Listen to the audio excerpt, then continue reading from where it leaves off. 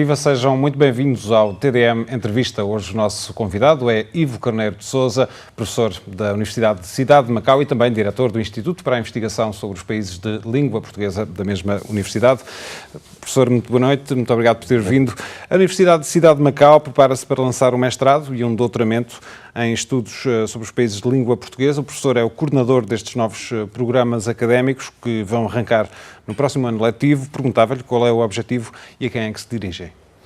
Nós vamos começar efetivamente em setembro o mestrado e doutoramento com o título preciso de Portuguese Speaking Country Studies. Os cursos estão pensados para funcionar em inglês, fundamentalmente porque é em inglês que circula atualmente a investigação académica.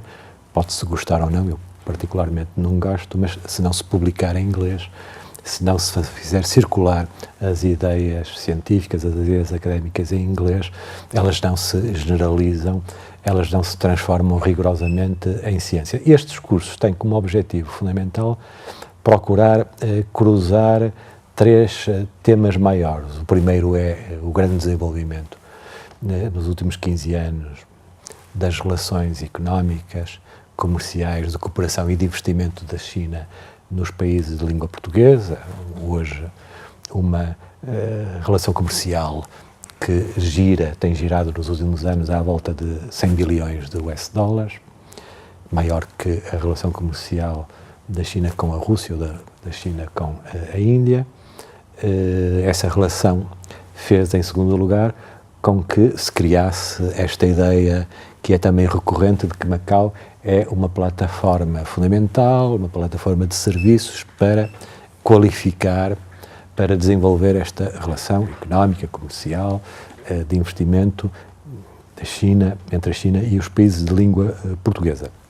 E, em terceiro lugar, nós pensamos que esta é a altura de abrir estes cursos, já que se tornou claro que a China tem uma proposta para a globalização, uma faixa, uma rota, o One Belt, One Road, ou BOR, como circula hoje em dia em milhares de textos, quase 1 milhão de artigos já se escreveram sobre uma faixa, uma rota.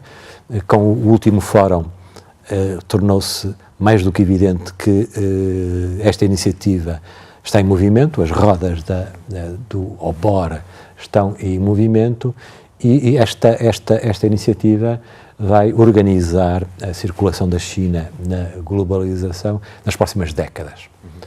E falando de estudantes, este tipo de formação, estes programas dirigem-se a estudantes do continente, a estudantes lusófonos? Locais, a estudantes do que se chamamos a China continental e a estudantes lusófonos.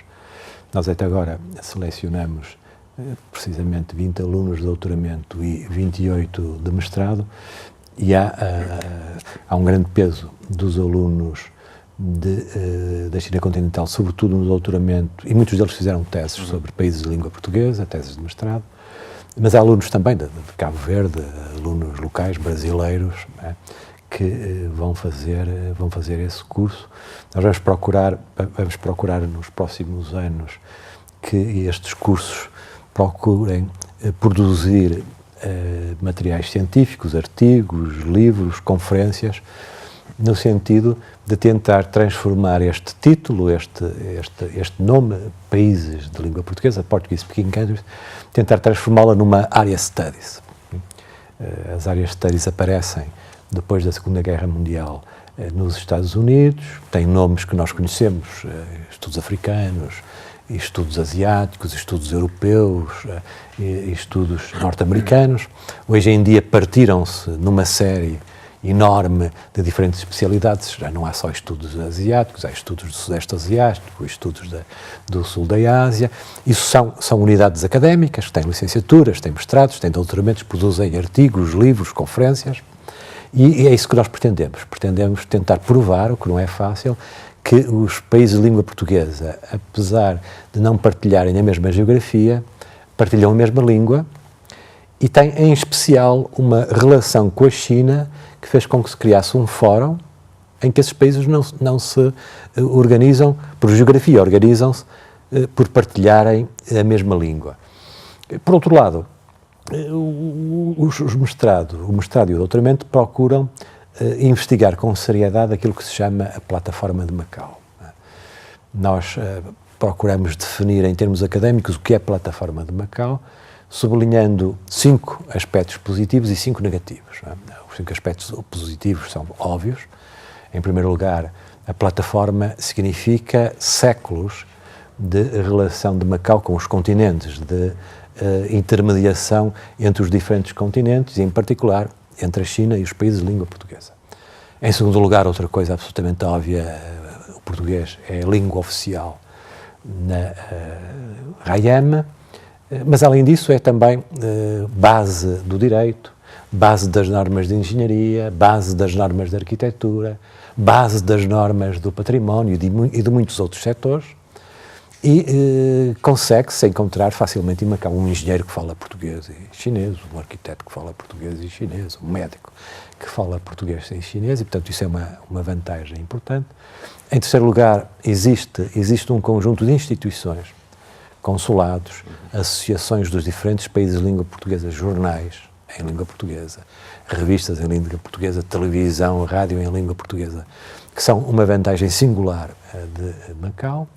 Existe também, em quarto lugar, uma vantagem que é também muito evidente, que é o facto de Macau, desde pelo menos 1999, ter investido numa ideia de lusofonia que reúne as diferentes pessoas que fazem parte das comunidades dos países de língua portuguesa e que sentem-se em Macau a partilhar esta ideia de lusofonia quando acontece no Brasil ou mesmo em Portugal. Quer dizer, só se for a Lisboa, o cabo-verdiano que vive nos subúrbios, num bairro miserável, não partilha nenhuma lusofonia com as outras pessoas. Mas isso existe aqui em Macau e é particularmente importante.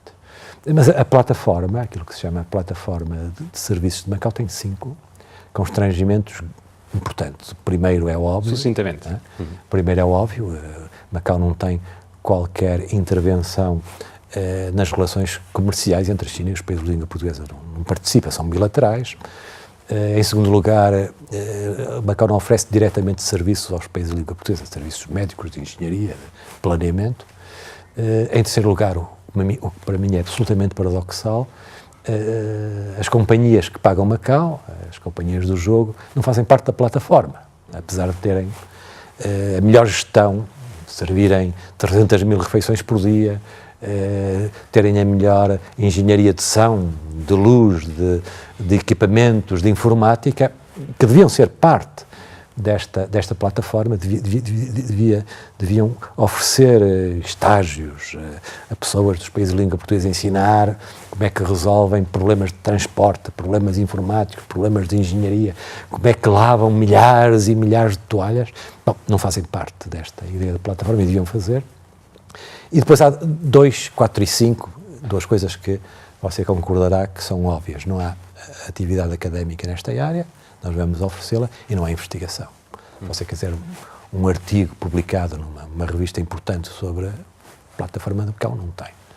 E, portanto, nós achamos que estes cursos, em Macau, têm essa vantagem, e tem uma vantagem que nós nos esquecemos, nós somos os 2 portugueses, você das Caldas da Rainha e eu do Porto, não é? Que é uma nação diferente, tem uma vantagem que nós nos esquecemos. A história de Macau não tem nenhum legado colonial e pós-colonial. Nos outros países isso existe, não é? Os outros países construíram-se em movimentos de libertação, em guerras coloniais, tem literaturas pós-coloniais, arte pós-colonial. Isso não existe em Macau. Não há esse tipo de constrangimento. Exatamente. Não há esse tipo de constrangimento, não há esse tipo de dificuldades que inquinam muitas vezes as relações até académicas e as relações de investigação. De maneira que reconhecemos também todos que Macau tem prosperidade suficiente para apoiar os alunos. Nós entendemos que os alunos de doutoramento têm que fazer um trabalho de campo nos países de língua portuguesa e vamos apoiar. Não faz sentido que esteja a trabalhar sobre as relações China-Guiné-Bissau, que não sabe sequer o que é o país, que não faz trabalho de campo no país, e portanto vamos fazer isso a partir desta perspectiva. Macau tem que ser uma plataforma académica entre a China e os países de língua portuguesa. E qual é o lugar, o papel da lusofonia no contexto desta estratégia mais vasta da China? Uma faixa, uma rota. Veio introduzir também novos dados? Sim, é um laboratório para experimentar o OBOR, uma faixa, uma rota fundamental. Você repare que há cerca de 2 semanas o Ministro das Finanças português esteve em conversações, incluindo com o Banco da China, sobre a possibilidade de, convidando a China a comprar dívida portuguesa em renminbis. Bom, há negociações em curso com Moçambique para que a ajuda e a compra, nomeadamente da produção do gás, seja feita em renminbis. Um dos objetivos do OBOR é claramente a internacionalização do renminbi. Você sabe que o renminbi representa 0,2% das transações comerciais globais, portanto é mais do que marginal.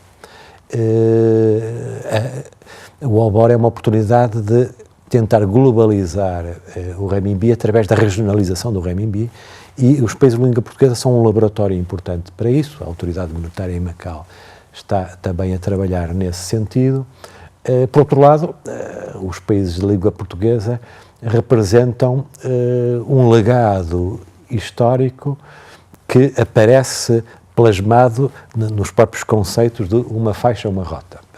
Quando o presidente Xi Jinping apresentou em 2014 da Indonésia, falava da rota marítima da seda, depois do Cazaquistão acrescentou a rota da seda.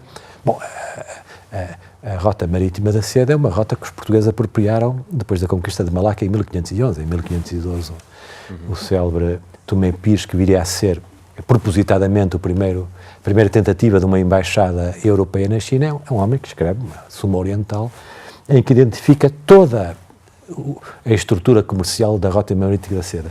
Identifica os produtos, as embarcações, os movimentos, os portos, os pesos e as medidas, o capital que é necessário, não é?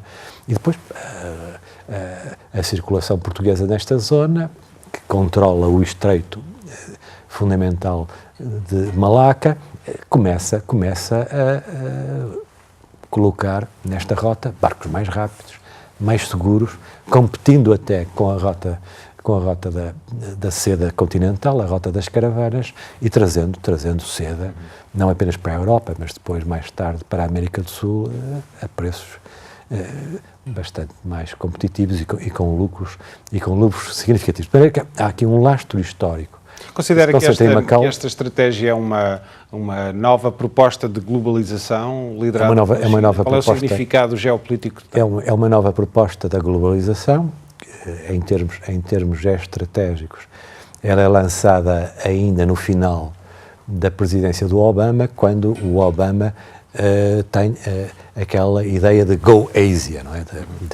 De concentrar a atividade diplomática, a atividade económica cada vez mais na Ásia. Começa por ser uma resposta e evolui para uma proposta de globalização que, curiosamente, não é uma proposta de globalização neoliberal. É uma proposta muito centrada no desenvolvimento de infraestruturas, no desenvolvimento da capacidade produtiva, logo convocando... Centrada naquilo que interessa à China.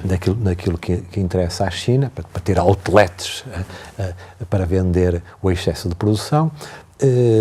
Portanto, muito centrada em companhias estatais, não é? Quer da China, quer dos parceiros, que irão tentar desenhar aquele mapa fantástico, não é, que aparece com uma faixa, uma rota das seis rotas, não é, quer dizer, ligar a China ao Sudeste Asiático, cortando a Indochina com vias rápidas, ao Paquistão, à Índia, chegar ao norte da Europa, ter a Eurásia como uma espécie de grande avenida para os produtos chineses, coisa que, curiosamente, não tem novidade absolutamente nenhuma, não é? Todas essas rotas foram tentadas anteriormente. Os franceses, por exemplo, tentaram construir uma via de caminho de ferro de Saigão a Xangai. Pararam no Yunnan, entraram na China e pararam no Yunnan. Os ingleses tentaram fazer o caminho de ferro que ligava Delhi ao sul do Paquistão. Tudo isso foi tentado, não é? Portanto, agora há uma perspectiva de que de que, através de um dos princípios fundamentais o Wolfeich Marrota tem 3 princípios fundamentais: consulta mútua, iniciativas conjuntas e benefícios mútuos. São os 3 princípios do OBOR. Você repara que o OBOR, o Wolfeich Marrota, não é apresentado como uma coisa chinesa, não é?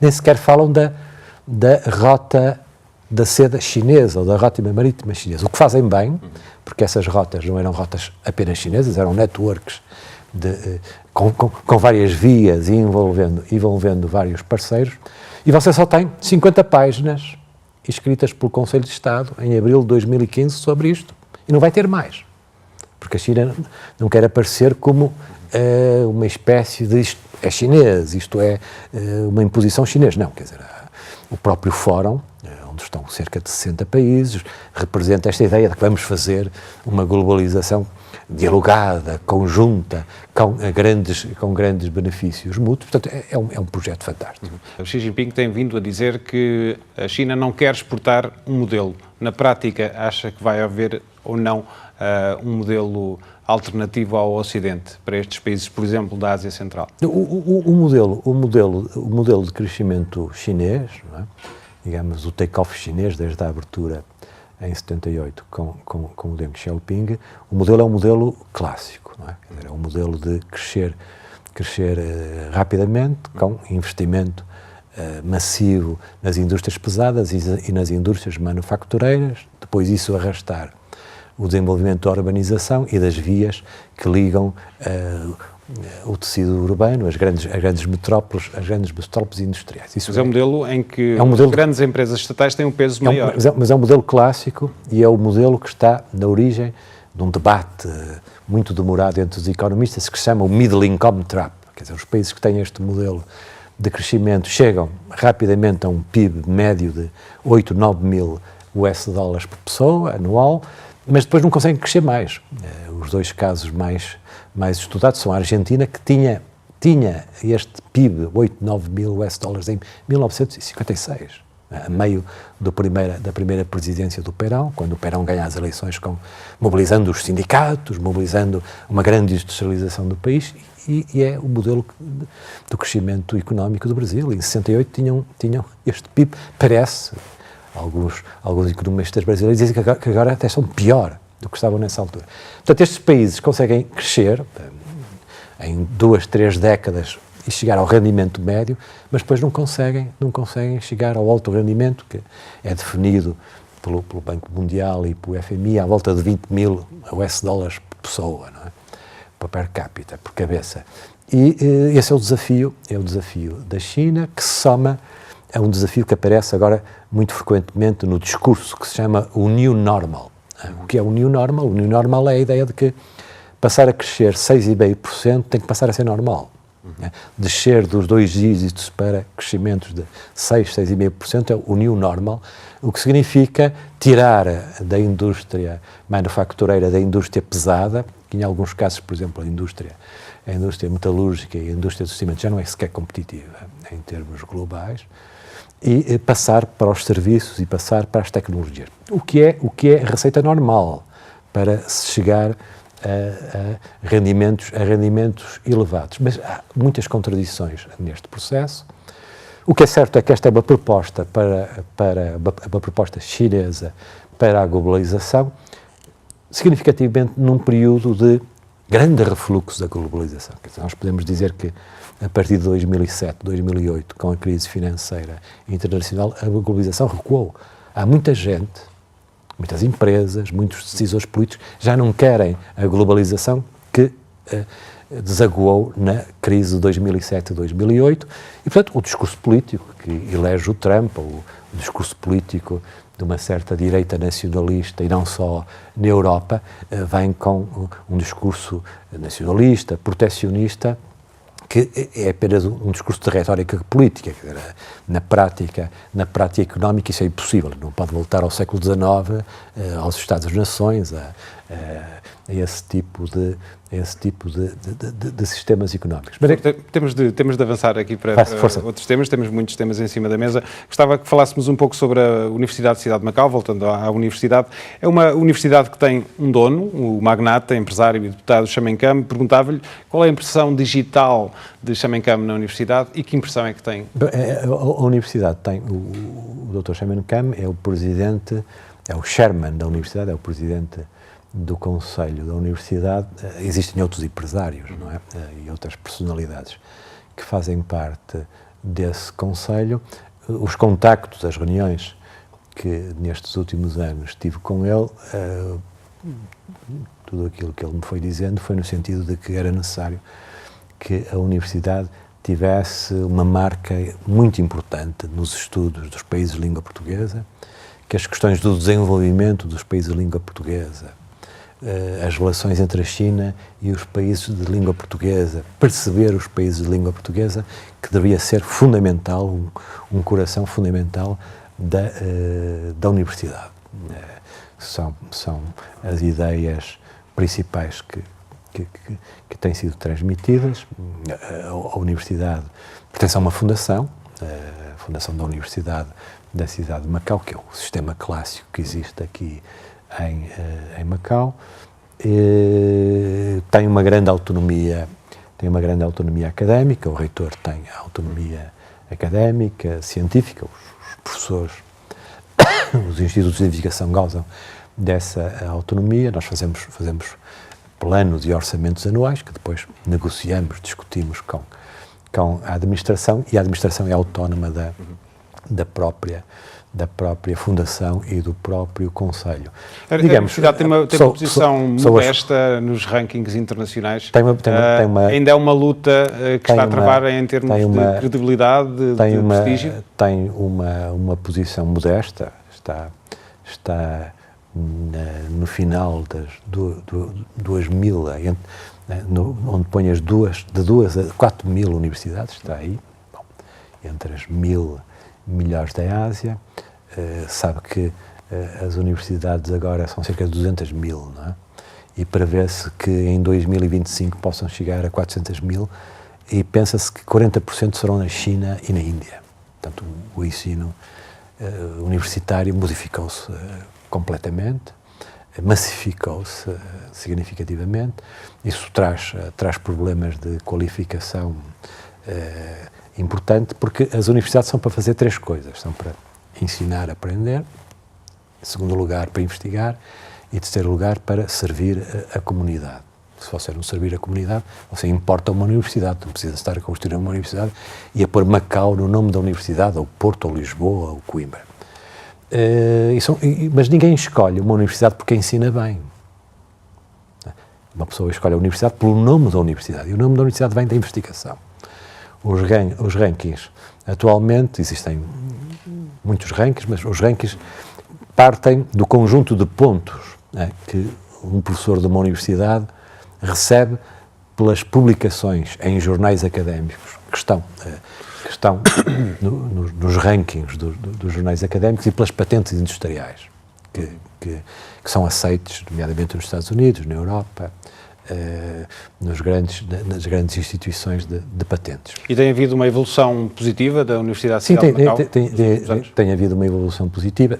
Se seguirmos a classificação, por exemplo, do ResearchGate, quando eu cheguei há 3 anos, a Universidade tinha à volta de 40 pontos, atualmente tem 160 e qualquer coisa, portanto começa-se a publicar. Eu sou de qualquer forma hostil a ganhar pontos para a universidade de forma não rigorosamente enraizada no serviço local. Quer dizer, é relativamente fácil, se você ter dinheiro, convidar professores com muitos pontos, não é? Que investigam, por exemplo, a arqueologia iraniana, a arqueologia egípcia, e tem muitos pontos, e você propõe-lhes, paga-lhes bastante mais e traz-los para Macau. Eles não vão ter absolutamente nada a ver com Macau, nem vão contribuir para Macau. Geralmente vêm no final da carreira, acham engraçado que lhes ofereçam tanto dinheiro e isso vai dar muitos pontos à universidade. Eu sou contra isso. Não é? Mas isso acontece em Macau? Acontece em Macau. Eu sou contra isso. Eu sou a favor de formar os académicos a partir dos alunos de doutoramento. Recrutar para a universidade professores a partir dos melhores alunos de doutoramento e construir uma universidade que tem a sua própria identidade, que não precisa de importar. Macau De vez em quando é bom trazer um ou outro professor, mas não sistematicamente, não é? Macau tem espaço para tantas universidades? Sim, em termos demográficos está até abaixo daquilo que são os padrões. É uma cidade de 600 mil habitantes, tem muitos casos em que tem 10, 11 universidades, é normal. Você veja o caso de Lisboa ou do Porto, que para além das públicas, no caso de Lisboa até tem 3 públicas, não é? Ainda tem as privadas, ainda tem os politécnicos e depois soma à volta de 20 universidades, em cidades que provavelmente hoje em dia são mais pequenas que Macau. O problema aqui não é a quantidade das universidades, o problema aqui é o que as universidades oferecem. E o que é que as universidades oferecem? Se tivesse de dar uma nota às universidades, não diga cada uma, mas ao panorama universitário do ensino superior em Macau, como é que vê esta realidade? Satisfaz. Não satisfaz, não propriamente muito grande, não é? Porque você repara uma coisa que é evidente a qualquer pessoa. As universidades aqui em Macau, nenhuma tem ciências. Você se quer estudar física, se quer estudar química, se quer estudar biologia, se quer estudar a medicina, você não tem tudo aquilo que dá a maior parte dos pontos para o ranking de uma universidade. Vem dessas ciências, não é? Das ciências da vida, das ciências físicas, das ciências químicas. Você não tem biotecnologias, não tem coisas que são fundamentais hoje em dia para a gestão da própria cidade. Portanto, digamos que as universidades acabam ali mais ou menos nas engenharias, não é? O resto a não ciência existe. aplicada, digamos assim. As ciências puras, não é? E as ciências aplicadas, que são o que é o mais importante nas universidades, no mundo todo não existe. Portanto, as universidades estão muito viradas para turismo, ciências sociais, muita gestão, não é? Que se chama business, e portanto isso é mau. Não é? Era preciso haver as ciências, não é? Num território onde não têm faltado recursos financeiros, como explicar essa situação? As universidades são relativamente recentes, não é?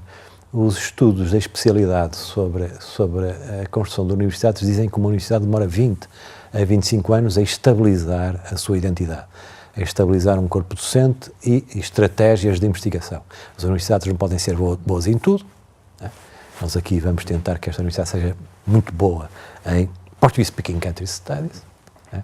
E se for muito boa em duas ou três áreas, isso é suficiente para que a universidade tenha pertinência em termos não apenas locais, regionais, mas em termos globais. Portanto, elas são relativamente jovens. Não é? Por outro lado, elas colaboram muito pouco. Não é?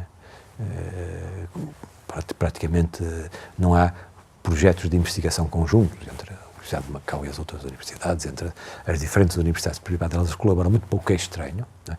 Tem mais colaboração com universidades externas do que as universidades locais. Se calhar são universidades que, mesmo de formas diferentes, ainda estão em fase de afirmação. Isto resulta numa coisa significativa, que é o terceiro ponto que caracteriza uma universidade: servir a comunidade.